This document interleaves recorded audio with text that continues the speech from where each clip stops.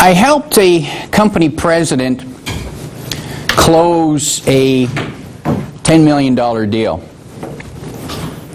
The phone call that I received went something like this. George, we need your help. My brother, the president of the company, is losing deals. So I went and met with the two brothers. They were partners in the company. The older brother was the president. He had built the company from nothing, from scratch. It now was a business doing about 30 to 40 million a year. The way they got their business is they would receive a request to bid, to submit a proposal. And they would submit the proposal, they'd submit the paperwork, and they would pass the first stage. They would get accepted. And they would be invited to come to the next stage, was for the president to come and speak to a committee. Now, if they pass the first stage, what does that tell you? Tell me. Someone. They meet the minimum requirements. They meet the minimum requirements. They're qualified to do the deal. In other words, if they were hired, they could do the job. So why do they want the president to come and speak to them? What are they looking for? What decision are they making at that point? Confidence, if they're the best choice. Best based on what? Personality. Comfortable doing business with. Comfortable doing business with? Personality. Personality. Leadership qualities. Leadership qualities. None of that.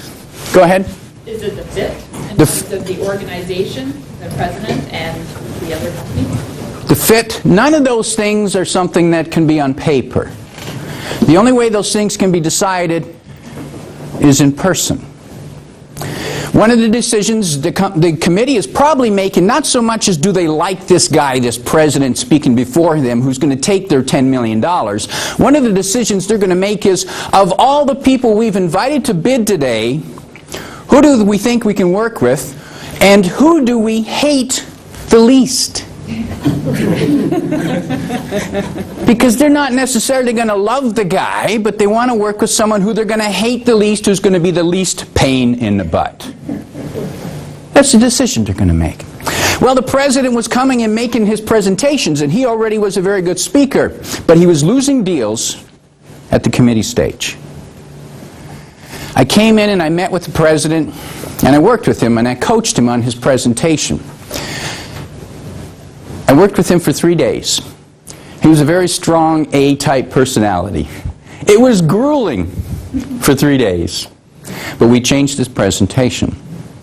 And he did 3 things differently at the next presentation he was going to. He got on a plane, he flew down. The next committee presentation was in Washington, D.C. for a $10 million deal. He made his presentation, and at the end of the day, he called me back and said he got the deal.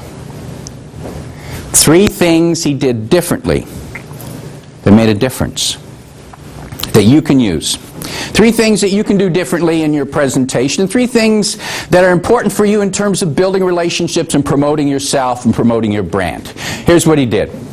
He said less. A lot less. He took a 60-minute presentation and we cut it down to 12 minutes.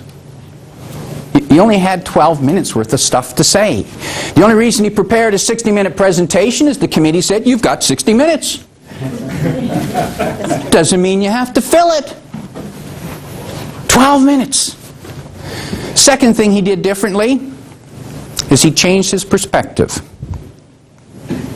If you want to promote yourself, you want to promote your brand, change your perspective. He stopped talking about himself and how great he was and how great and wonderful his company was, and he started talking about the client, about what was important to them from their point of view. Why were they willing to spend $10 million?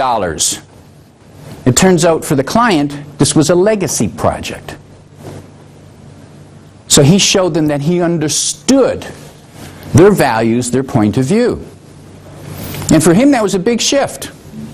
And for most of us, it's a big shift too. We're so willing to go out there and do and deliver our 30-second message because we think it's all about us. But if we want to promote us, we need to think about others. He changed his perspective. The last thing he did in his presentation is he included a short personal story. It was about 40-second personal story.